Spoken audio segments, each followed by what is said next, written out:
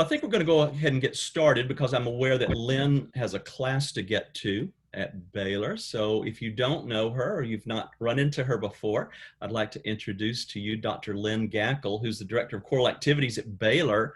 Um, Lynn and I were chatting or emailing the other day, and I was reminding her that she and I met for the first time about 20 years ago. I don't know.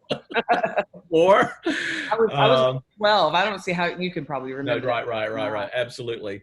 At a conducting master class that was led by the legendary Paul Salamunovich from the West Coast.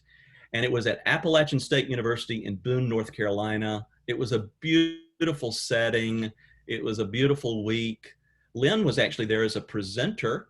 And I remember a little bit about your presentation about the changing female voice, which was fascinating to me. I was, certainly aware of the other side of that coin, being a male and having read some of what John Cooksey's research, that sort of thing back in the day. So anyway, fascinating. Lynn, thank you so much for being with us today. And she's just going to tell us a little bit about her world, the world that overlaps with our world, and trying to figure out how to do what we do in light of, well, all of this, So Lynn, I'm just going to turn it over to you. Sure. Well, it's a pleasure to be with everyone today. Thank you, Doug, for allowing me to be a part of this meeting and just share some ideas. We're all in the same boat, that's for sure. A lot has happened to us. I think that most of us throughout our careers, I don't care how many years you've been doing this or how many, whether it's a long time or just a few, I think that a few years, I think that nobody's gone through what we've gone through right now. I think it's been something that's really gotten our attention. I think some days we're overwhelmed. I think other days we see glimmers of hope and we get really excited. But I think the main thing for me, and one thing that I've had to just realize as a Christian, is the fact that God is in control, and this didn't surprise him. And we're going to get through this, but lots has changed. And I think that there are some changes that have occurred that are going to be good changes, and we're going to keep some of the things that have happened. I know from the standpoint of education, we will, because there's some things that we found that we can learn to do better. One case in point is a piece of technology that was actually out pre-pandemic by about 3 or 4 years that came out of BYU, and it's called Go React. And for those that are in conducting class, this will allow you to, in real time, get feedback. Because as I'm watching someone conduct, and now it is actually synchronous, I can watch it while they're doing it and comment on measure 15, and it stops for just a minute while I type, and then boom, it goes back, picks right up where we left off and moves forward. Those types of things are probably going to be with us because they're really awesome tools. And I think will allow us to be more succinct with what we do. But I think the good word is that slowly but surely and very cautiously, we're coming back. Baylor has been very conservative in its approach. I think that ACDA, of course, as national president of ACDA, all of this happened and everybody was sort of, oh my goodness, what do we do next? And I have to write a little column every month. And so I had just written one, and I'd like to share just a little bit of what I said in there, because it is kind of it sort of sets the stage. I said, this will be actually, I think, printed in November, but nonetheless, I wrote it in October. It is difficult to believe, but we find ourselves moving into the last months of fall 2020. When they read this, it will be that. To pause to think that all of that has transpired of the past 10 months is truly mind-boggling. As we begin the late summer and early fall, choirs around the country began to either meet virtually or perhaps even face-to-face, of course, with recommended protocols such as masks, physical distancing, abbreviated indoor rehearsals, outdoor rehearsals under tents, outdoor rehearsals without tents, specified entrance and exit regulations, and even attendance via QR codes. That's what we do at Baylor. Additional HEPA filters in the rooms and using smaller ensembles, and it just goes on and on. Perhaps some choirs even met in hybrid format of these scenarios. But whatever the case, we continue to move forward as choral musicians, carefully placing one foot in front of the other, conscientiously, cautiously, and always seeking to preserve that which we love so much, choral music, the community that comes from it, and the choral experience as a whole. I think that sort of states where I was when I wrote this, and I have to say I'm still there. I don't know what tomorrow brings. Every day seems to be a new day, and we don't know which students might be in quarantine. We've been very fortunate and very blessed. Our numbers are way down at Baylor, but I personally have been tested 3 times. Students are being randomly tested.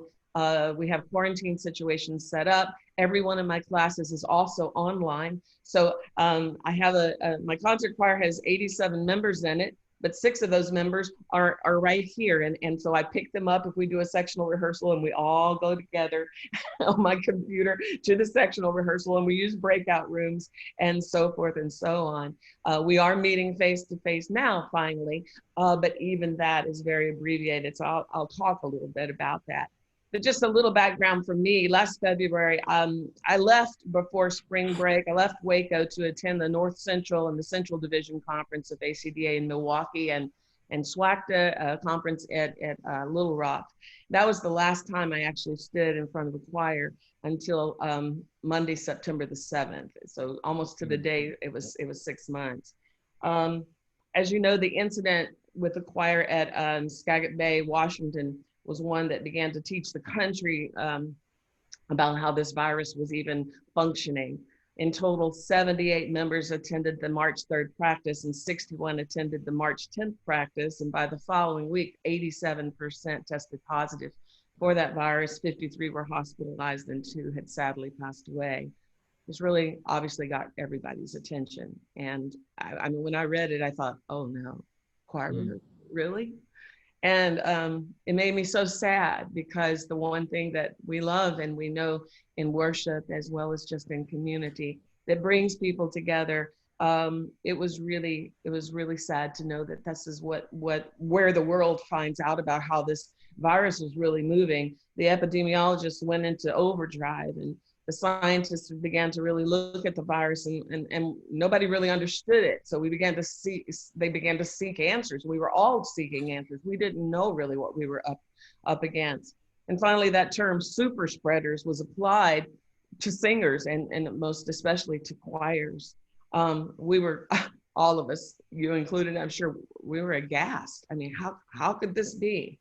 And in May, ACDA, along with the Barbershop Association and the National Association for Teachers of Singing and Chorus America, hosted a much needed webinar, but we were not prepared for what we heard there. The thing that we love so much was actually labeled as the most dangerous thing we could do. We were told by the laryngologists that were on that call that we shouldn't plan on singing for over a year. And I think that I was just like, somebody just hit us right in the stomach with a baseball bat. It was kind of like, no, that can't be. Then we began to hear about the aerosol factor of this virus, the need for air filtration systems, HEPA filters, social distancing, masks, and those became, obviously, and they still are, our first line of defense against this. ACDA, just so that you know, became one of 88 sponsors of landmark research to provide recommendations for choirs and bands and orchestras and theater people to assess risk, because that's what it sort of boiled down to. We still have no cure. We're working on that. And I think it's on the horizon for sure, but how do we mitigate risk? And that's what you've been doing. That's what I've been doing. That's what everyone continues to do. This research and what gave us those preliminary recommendations came out of the University of Colorado at Boulder. Also, there was one simultaneously being run, which ACDA also helped to fund at Colorado State University. Both of these are still ongoing. As a matter of fact, the one at Boulder is being replicated at the University of Maryland. And they found some interesting information out, and it's information that has really helped us understand how our HVAC systems fit into this and what we can do to mitigate risk in large groups of people. We also learned that what was happening in New York City this summer, which was awful, and so much life loss oddly was not occurring in places like Wyoming or even Texas at the time. But eventually, as we all know, that kind of caught up with us, and the high risk really it ultimately made it everywhere. You know, no one was really unscathed. We learned from this preliminary research that it wasn't, however, just the super spreader singers, but it's actually any wind instrument that posed potential problems. Loud speaking was the only piece of research that we really had that we came into this situation with, and we knew that volume and amplitude had a lot to do with how this or how any virus spreads. It creates more aerosols. Therefore, if there's more aerosols, there's more opportunity for the virus to be in those aerosols. And it was not just from the sneeze or the cough, but we began to realize that as we speak, and especially with the sibilant sounds, aerosols go into the air, and they actually suspend and can remain in a building for a long period of time. And therefore the HVAC systems and the air filtration, that means that's really important. How quickly does the air clean? How quickly can you get those aerosols moved out? So that's the reason so much of the research also has included trumpets and clarinets and French horns and everything. I mean, and so the trumpet emits as much aerosol, quite frankly, especially at higher pitches, as does the singer. So it's kind of interesting. It wasn't, at first I remember writing letters because it was like choir, bad. And what we found out, it wasn't just choir. It was also, it's everything. It's everything that has to do with the breath, and it has to do with air. So webinars and articles, lots of articles, and science became in the moment. And I don't know about you, but I was reading it, and I'm sure you were too, all summer long. And these recommendations that the research as it came out, everybody was just waiting with bated breath in July to hear the first bit of the research from Colorado. That began to inform the planning of bands and choirs around the country. ICDA actually appointed a writing team, as did the CBDNA, the Collegiate Bandmasters Association, to provide recommendations and protocols. And the National Federation of High Schools did likewise, and NAFME did so. People just were groping for, give me some direction, guidance. And what we realized is we could give that, but what was good for one area might not be good for another area. And everybody had to understand that you have to assess based on what your public health people in your location are saying, what's going on in your community. And I know that it would be nice just to have a one size fits all, but it's not that way. And so as a result, just as you are, there are many things going on across the country. I know Baylor, we're in a hybrid sort of situation. And Andre Thomas came and Zoomed with my class 2 days ago, and he is now teaching a one-year residency at Yale University, and he doesn't get to see his group at all. In fact, he's doing all of his teaching from his apartment in Jacksonville, Florida. They're very, very conservative there. Other places, it's people have been meeting in person since day one. It's just all over the place. And I think that the most important thing that we can all do is to make ourselves aware of what's going on and do the very, very best we can to mitigate risk. I think we've all just lived through a bit of history, quite frankly. I know that my husband and I, during the first couple of weeks of this pandemic, we were watching Netflix a whole lot. I'm sure you wouldn't. I'm sure maybe y'all done that too. But one thing that we happened to see was a documentary called The Dust Bowl. And I don't know if you've seen it or not. And if you haven't, I encourage you to see it. It comes in about 4 series. And you think, well, Dust Bowl, what's that about? Well, I knew a little bit about the Dust Bowl, but I didn't realize that it didn't just go on for 4 months or 6 months or even a year, but it actually went on for a decade. And it was in the heartland of our country. And it's told from the perspective of those people that survived it. I found myself laughing because they were humorous, these little 80 and almost 90-year-old people that had lived through this. But in the same moment, they would remember something about a sibling that died because of the dust pneumonia. And they would immediately, it was as though the wound of what they had experienced was as fresh as it was yesterday. And I find myself just crying. But my main takeaway from it was that those people survived it. They made it through. It gave me hope.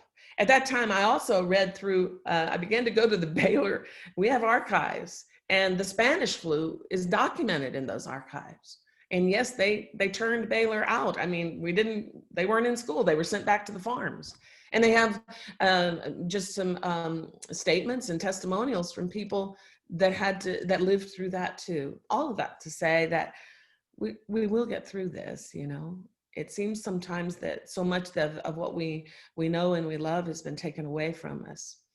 But in fact, I think we've learned a lot about ourselves. We've learned how to slow down. We've learned, I love my patio now. I really have time to sit and to listen to the birds. And my husband and I have had meals out there. We never did that before. It's caused us to slow down a little bit. It's caused us, I think, to take stock in what we do. I think we're obviously looking at worship differently, and our church, they have gone to more of an open policy, but you know, it's up to whom, you know, however anyone feels. They're still online, and that's how my husband and I actually have been joining them recently. The day will come back when we will go back together. But I think that as I said, this is just a bit of history that we're all living through. Of course, we do that all the time, but sometimes it's not nearly as dramatic as what we have been through recently. Dean Gary Mortensen at Baylor and other Baylor officials began working vigilantly on plans for the fall to keep our students, faculty, and guests safe. As you know, I speak of guests, but Baylor is closed to the public right now, where you don't have any on-campus concerts, recitals at all this year. The jazz ensemble did give a concert. It was live streamed. And that's the way that all of our concerts will be done this year. And that is to protect not only our students, but also the public. And that's the way that Baylor has decided to move forward. There will be no Christmas at Baylor. We, surprisingly enough, in the summer of 2019, we decided to go to an every other year format of televising that, much like St. Olaf does and Belmont. And so we had made that decision. So in 2019, we videoed all that, never realizing that when we show that in 2020, that'll be the first time people have seen it. And so it's in production now. We are going to do what we call a countdown to Christmas, where we're going to have little vignettes. And when you go to the Baylor website, you can, on December 1st, 2nd, 3rd, 4th, all the way up to December 24th, there's a countdown to Christmas, and you'll have a little sound bite, 3 to 6 minutes of a choir, an ensemble, solos, faculty. It's going to be a little bit of everything. Just a little musical Christmas gift from the School of Music during the holidays. So we're finding ways to get around some of our situations that are safe and still allow us to make music. The first thing that they did, Dean Mortensen and others of our administration, they walked off the School of Music footprint. Literally, they went to every room, measured, and they said, okay, how many people can we get in this place physically distanced at 6 to 9 feet? So the concert choir meets at 7th and James Baptist Church in the sanctuary, and that church has been such a friend to Baylor. It's just, of course, right across the street and back of us. But it's really kind of cute because our sopranos, they have steps that go up to the front, and then there's side entrances on either side. So the basses go in one side, tenors in another, sopranos, and they march in. It's kind of like, it's cute. March in like Vacation Bible School. All that's missing is those chords that go sit down, you know, if you know what I'm talking about. But literally we march them in, and the kids are great. They have their masks on, they're physically distanced. The church has been roped off. We know exactly 3 per pew, and those pews are quite large. And then there's a row in between every one of them. So we can actually physically distance about 90 people, 90 to 100 actually, in that space. But for instance, Recital Hall 2 cannot accommodate that. Normally that seats about 98 people. We can comfortably get at a physical distance of 6 feet, about 24 people in there. The Jones Hall stage, likewise, about 35 people, not your typical cast of thousands like we do for Baylor Christmas. So all these things have changed. The classrooms have changed, and many academic courses are online. And that has helped give a little bit more space for some of the ensembles. There's tents outside. So you'll go outside at any given time, and it's kind of cool because you get to hear the instrumentalists use those tents quite frequently. As far as the singers, we kind of hang closer to the buildings, but try to find some shade. And while I might work for 30 minutes only with Bella Voce in the recital hall 2 room, in the middle, 1 o'clock, okay, we've been working for 30 minutes, everybody out. And we clear the space for 20 minutes. And there's 4 HEPA filters that are working in that room. Actually, there's at the church, there's about 7 air exchanges per hour. We found that Waco Hall, surprise, surprise, did not have that great of the ACH factors. So what we've done is beefed that up with lots of HEPA filters and then giving time for the room to breathe. Then we come back in and do another 15 or 20 minutes of rehearsal. It's some days I feel like, I just get going and then it's time to stop again. But I know that that's the way we have to do it, and the students understand it. So those shorter rehearsal times have made a big difference for us. I remember on that September 7th, when we came together, there was when we released the first chord, we just did the good old Baylor line, and you could just hear silence in the room. And the students were just sort of like, this is the first time I've heard sound. And I did get emotional because it was like, oh my, we take for granted things. I don't know that we'll ever take for granted, the rehearsals or the time together. Well, I say that, but I hope that we don't take it for granted, because when it's gone, there's really a noticeable hole in our lives. As I said, the first 2 weeks that we were together, there were no in-person rehearsals. Everything was online. We used the breakout rooms, and they worked quite effectively. What we learned is you must mute. Y'all already know that, I'm sure. Otherwise, it's the cacophony of sound. We also know that Zoom is not real friendly to soprano tessitura, so it's kind of hard to hear, and sometimes it cuts out. But the new Zoom update does help as far as sharing music and things like that.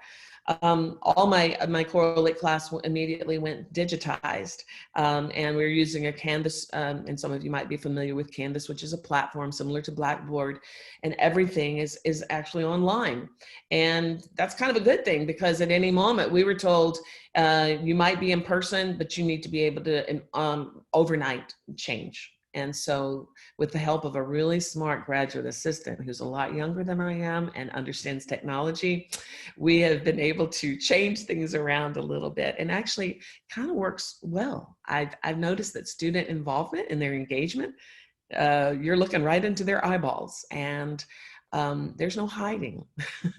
I've also had them sing and record themselves and send me those. And yes, it's labor intensive to listen to all those recordings, but I actually can assess their individual voices in a way that I've never been able to really assess before. So again, those are some of those good things that I spoke about earlier. Of course, the HEPA filters in every room. I have one in my office. There's some in Roxy Grove. We have up to 5, and they're huge in there. They're very big. So it really boosts that ability to clean the room out very quickly. As I talked about the tents, and of course the QR codes. Nobody has to touch a pencil or pass paper or anything. I did put the music, and I bought copies of every single thing, but we have digitized it so that they can use their tablets to read music. They can even use their iPhones, and of course my eyeballs wouldn't allow that, but theirs are young, so they do. So at any rate, as I said, the rehearsal time is nothing is longer than 30 minutes. No concert, therefore, is longer than 30 minutes. What we're trying to do right now is I have about 5 pieces that we've worked on, and we've sort of taken things in modules so that we can accomplish things along the way. And it automatically, not only does our rehearsal time sort of diminish, but also the amount of literature that we we do has also diminished just a little bit. But you know what? It's giving us the opportunity to talk about text more, to talk about form and the musical aspects, that terminology. And those of you that are music education oriented, you've heard the term comprehensive musicianship, and that came out of the 80s and 90s. And it sort of is laying dormant for a while, but that's exactly what we're talking about here, is giving us opportunities not to be so performance driven all the time, but to take time to drill down into the music. It's also given us opportunities to Zoom with people like Andre Thomas and Elaine Hagenberg and Joshua Rist, and have the students meet them face to face, talk to them just as we are right now. They can ask questions of them. It makes the music kind of come alive. So, you know, where there's lemons, there's always some lemonade to be made. And I guess that's what we're trying to do, is to make that lemonade. And I think that it's happening. It's, you know, and our students are very patient with us, and they're very forgiving. And overall, I think they are also very appreciative that they have the opportunity to make music. It's not that way at every university, and I'm not saying that we have the right way. It's working for us, but I'm very, very cognizant of the fact that at any given day and time, that can change, and we cannot.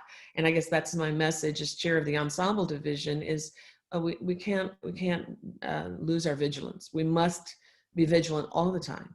We can't get comfortable. We've been very blessed not to have a lot of outbreaks on our campus, but we have to remain aware of how to maintain that. We are coming together, as I said. UNT is and I have colleagues over there. TCU is in person. UT Austin is not. Matter of fact, they didn't do away, but what they did was their ensembles are now seminars, so they meet once a week online. Yale, another example. I spoke to Anton Armstrong the other day, and St. Olaf has 2 subsets for the St. Olaf choir. Everybody's doing what worked for them, and there's no one size that fits all. And I think that's as uncomfortable as that may seem sometimes. You have to deal with what works for you. And if you've thought about that and you've taken all the parameters in mind as you make your plans, then with God's help, it works, you know. And I think that's where we are right now. At the same time that I was dealing with the Baylor stuff, the ACDA stuff was going full blast. And of course, we have our national conference that was scheduled in March 17th of 2021. Andre Thomas is the chair of this particular conference, and it was in Dallas. We were looking forward to this, and everything was planned. All the choirs were selected, all the interest sessions, and they still are. However, and we had to make a very difficult decision in late August to go to a virtual format for that. And so we're working diligently. Andre is with his steering committee to do this, and I think it's working. I mean, they have a fabulous conference planned. It will not cost nearly as much. Obviously, it's going to be less than half of what going to a conference would be. It also, because it's online, if you have registered and you don't have time to watch it that week, you can watch it up to, and I think it's either 3 or 6 months later. And I say that because TCDA, some of you maybe had gone to TCA this summer. It too was virtual, and I really was. Randall Bradley is calling me, so I'm going to just tell Randall Bradley at Baylor. I'll call him later. At any rate, I was really watching carefully to see, well, what is this going to be like, this virtual thing? I don't know. Me sitting online for hours. But actually, you know, it's you program it in such a way that you give people breaks. And of course, programming, like any concert or any program that you would put together, you have to think about how people sort of take things in bite by bite. And so I think it ended up being something that I personally was very, very inspired by. the chats were open and we could talk to one another, and you say, oh my gosh, there's so-and-so. Of course you couldn't see them, but there's their name, and you were like, oh my goodness, how are you? You know, we're chatting back and forth. And there were wonderful sessions. They even did, I think it was Calwood, I believe, that did one of the concert sessions that was pre-recorded and streamed. And we're going to have virtual concert halls with those choirs that were selected, and they're going to be live streamed, and they'll be pre-recorded and then streamed at that time. So, you know, we're doing the very best we can. And I think actually I was surprised at how I reacted to the TCDA thing. This was before we even thought that ACDA would be in a virtual format. That was in July. I'm going, oh, we're not going to have to deal with this. But if we did, it's not too bad. I like this. I mean, this was kind of fun. So here we are. So we're doing that. All in all, I guess it's just been it's been a huge time of upheaval. I would be lying if I didn't say it was disappointing at times. My choir was supposed to go to England. We had a full week tour singing at Canterbury, and just lots of different churches over there, St. Albans and Oxford. It was going to be great, but that got canceled. So yeah, disappointment. But as I said, much at the same time, I think that it's been a time of watching people come together and unify somehow. I know one of my colleagues at Tarleton State University, Dr. Troy Robertson, started an organization called Cora More. And it's a coalition, started with 40 people. There's close to 1,000 people. They're all music educators, all conductors, some church musicians. And they were teaching people, okay, you have to do a virtual choir. Here, let's give you some tools. And they did seminars, and they continue to do advocacy seminars and lots of different things to help people. I guess that's what I'm trying to say. I saw people come together to help each other. Not just, well, my group's doing such and such, but this is what we're doing. What are you doing? Well, we found that worked, but you might want to try this, you know, and sharing ideas. It was unprecedented for me. I think that we have all taken the opportunity to rethink why we do what we do.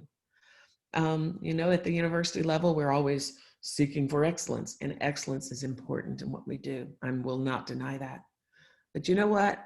In the final analysis, it's what draws people together with this thing called music and choral music and ensemble. And we found that, especially in our isolation, that we needed each other so much. And not just with our families, but we needed our church families. We needed our communities, and we missed it. And we sought ways to bring it together. I know, just looking at the YouTubes of that community in Italy, where they're out singing on the balconies, it sort of blew me away, you know, that's how, you know, you're not going to keep people quiet when it comes to singing. I think singing is such a gift from God. It's the original instrument. And I think that, how can we not sing? As a matter of fact, that wonderful hymn, How Can I Keep From Singing? We utilized that for our leadership conference this summer. And we, yours truly, put together, I was one of the choir members on that virtual choir, and Troy put it together for us. It was very moving. It was very hard too, I might add, because, you know, after not singing for about 5 months, this 64-year-old voice didn't sound so good. And I was like, oh my gosh, I cannot send this little recording to that guy. He's going to just think, oh my goodness, she needs to hang it up. So I learned very quickly, well, don't listen to yourself. Just do your very best. Send what you can. But truly, I have to admit to you that those 16 measures took me about 3 hours because of my vanity. Yeah. Well, anyway, but I was not pleased with my performance there. But I learned a little bit better how to relate to my students, because sometimes that's how they feel. And it's okay.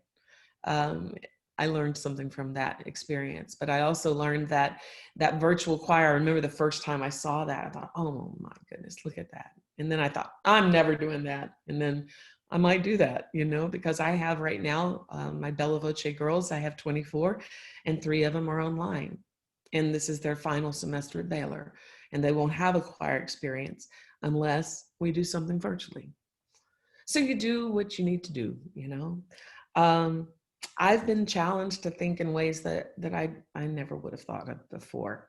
And I have to tell you, after 40 plus years of teaching, um, that first day online, I felt like a first year teacher. It's sort of, yeah, well, it makes you rethink and take stock and admit, you know, boy, there's still a lot to be learned here. I have highs, I have lows, as I'm sure you do too. I've also asked, I've asked, why did this happen right now in our country? And then we haven't even talked about the turmoil that has also happened in our country from the standpoint of racial issues and political issues. It's like a perfect storm almost. But I do know that God's in control. I was diagnosed with cancer over 15 years ago. And the first thing that one asks, and if you have been in a situation where your health was threatened, you ask, why is this happening to me? And I remember hearing a podcast by David Jeremiah, who also suffered through lymphoma, and it was really, really bad for him. But I remember it sort of was, I heard it at the right time, because he too acknowledged the why, but said, you know, it's not so much why. That's really not the question. The question is, how can I learn from this? What am I to learn from this? And how does this make me do what I do better?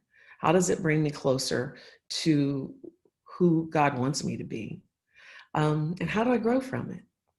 And that, I think, in reframing this process has helped me a lot to become stronger, to become more of perhaps what He wants me to be as an educator, as a leader, as a mom, as a wife.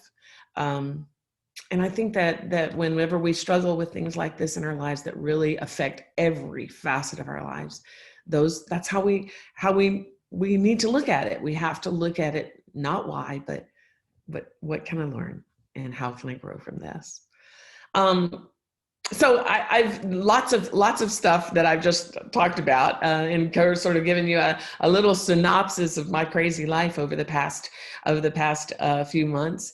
So if you have any questions or any comments, I'm happy to visit with you more about that. So Doug, I'll turn it back over to you, and you tell me how you want me to move from here. Thank you, Lynn, for the right words at the right time. I think this is beautiful today. Thank you so much. Are there any questions from any of you? Vivian Hamilton. Hi, Lynn. Thank you so much for sharing all your ideas. And I wanted to ask a couple of details about your choir that's trying to sing in person in the Seventh and James Church. Yes. I was interested in your talking about how they entered the building. Yep. And also, did you have a certain distance you were trying to establish between the singers, or yes. Not so much? We definitely have. It's a 6 foot, and we're even, the research is telling us now it might even be better to, more is better. So 9 feet, even 10 feet. But yes, that when they come in, they line up outside with their masks on. But when they're coming in, you know how people, when you're in a building, they'll just sort of crowd at the door. We wanted to avoid crowding. So that's the reason we split them up into sections to do this. And then when they go outside, they stand outside or sit outside, but they're socially distanced outdoors as well. And then when they come back in, they maintain that distance as they're coming in.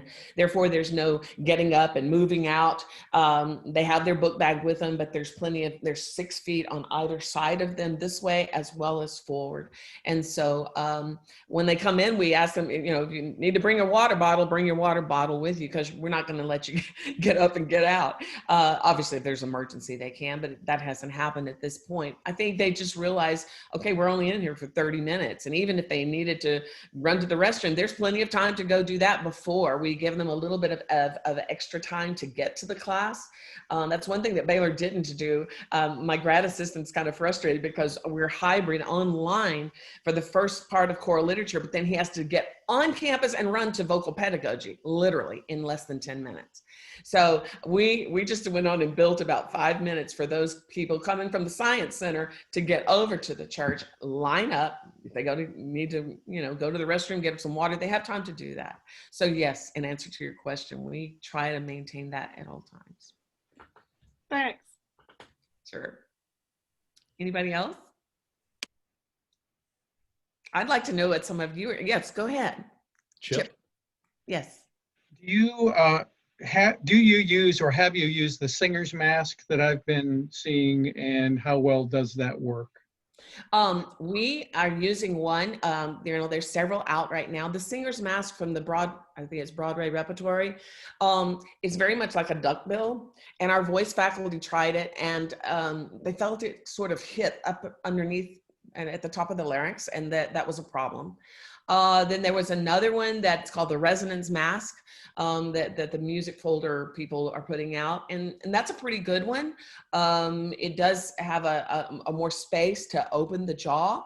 And then David Angerman, and I don't know if you know David, but David is in Austin, and he sent me a prototype and he put it in production, and our voice faculty actually liked that a lot. If I had been more prepared, I should have brought it in here and let you see it. But it has a sort of a structure inside that's malleable, but it sort of stands out away from the face. It draws up closer, so there's a foam piece that comes underneath here, so there's a good seal. And then it actually can, with the ear straps, can draw this section up a little bit tighter under the face. It doesn't fit tight, but it forms a sort of a seal, if you will, that can be moved for whatever shape your jaw and face is, and it allows free movement. So you can open, you can talk about vowel shapes, and so that's worked pretty well. It's not terribly thick, and that concerned me at first, but then I realized, he said, well, this particular fabric is a antimicrobial type fabric. It takes up to 80 washings, and it's recharged, if you will, by chlorine. So believe it or not, it's colored fast. They're black. As a matter of fact, I have a little video that I can play. Our students put together, they sang Elaine Hagenberg's You Do Not Walk Alone for homecoming. And I actually have the video, and they're wearing this mask. You can see that. So in answer to your question, my biggest problem is with glasses and trifocals. I'm fogging up constantly, and that drives me bats. This does help because you can press it down, and I found that the ones with the nose, crimps, that does help me a lot. But a lot of those surgical masks, they'll come up here or whatever. So the singer's mask being all the way down here, you have no restriction whatsoever. And I think that's been a real positive thing for the singers. So, nothing's perfect from that standpoint, but we went on and bought those for our singers. They have an activity fee, and that's what we use that fee for, is to protect them. And it's something that they use only for singing. Do you have information about the last one you mentioned, about where to obtain that? Yes, I can send that. Want to send it to me? Great, thank you. Send it to me and I'll get it to everyone. Yeah, it's called the vocal mask. The vocal mask. They all have a little different branding, but yeah, it's called the vocal mask, and you probably can even Google that. But he's down in Austin, and he's a minister of music down there. It also teaches at the school at their church, and so yeah, that's what one we David Angerman. Angerman, Angerman. Have I seen a composition by him or two? Yes, he is a composer. Yeah. Lots of sacred composition. Yes, and he's a maybe pianist as well. Hal Leonard, or I'm not sure. Doesn't matter. Yeah. Shawnee, I think he and Joseph Martin are quite good buds. Okay. Yeah, sure. Yeah. Well, you mentioned that recording you have, and our time is coming to a close. And I wondered, just hearing you describe it, if that might be a lovely benediction for our time together today. I think the words are beautiful. Okay. Let me mention to everyone that we'll you'll join us again in 2 weeks on Thursday. Again, 10 a.m. Central, 11 a.m. Eastern.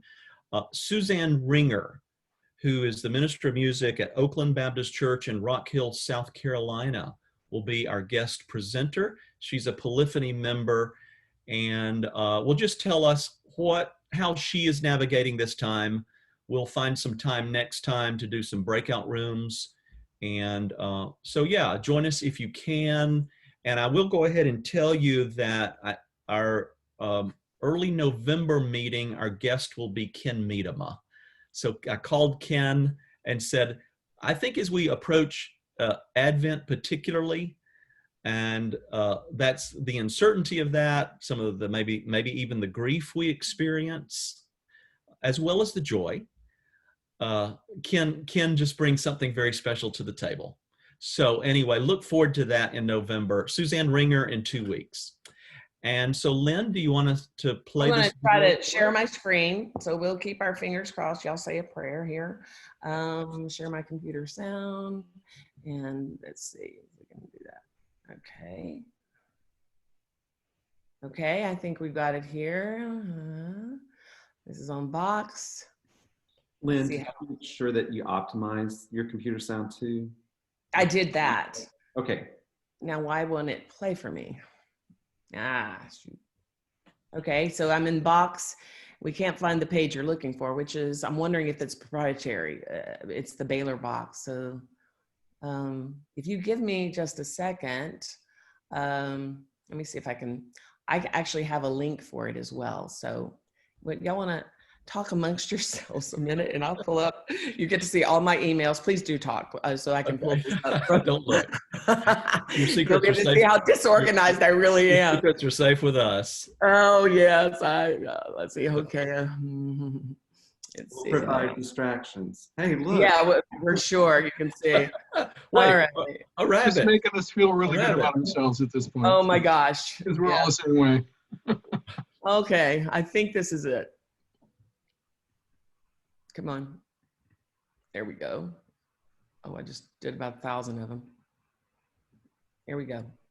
Oh, okay, here we go.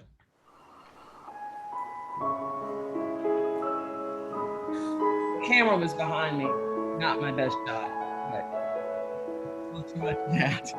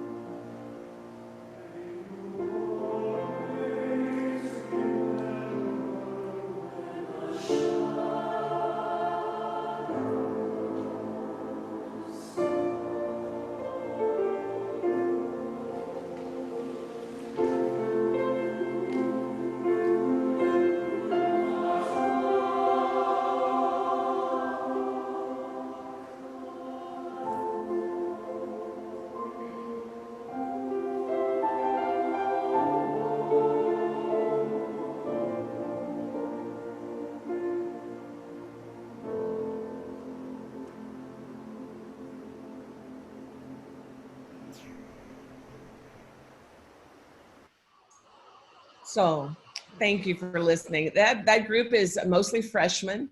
That's our concert choir.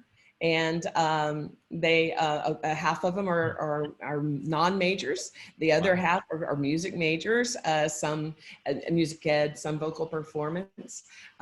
So anyway, it's a special group of people. They're not the a cappella choir, but it's a group I love to work with because most of them are there because they want to be there. Not that the others don't, but it brings a good community together. So thank you for the opportunity to be with you today. Thank you, Lynn, so much. Appreciate you so much, and blessings on you as you continue to navigate the semester. Hope to see all of you friends back in 2 weeks. And in the meantime, stay well, be well, have a good weekend. All right. All right. Take care. See ya. Bye. Bye.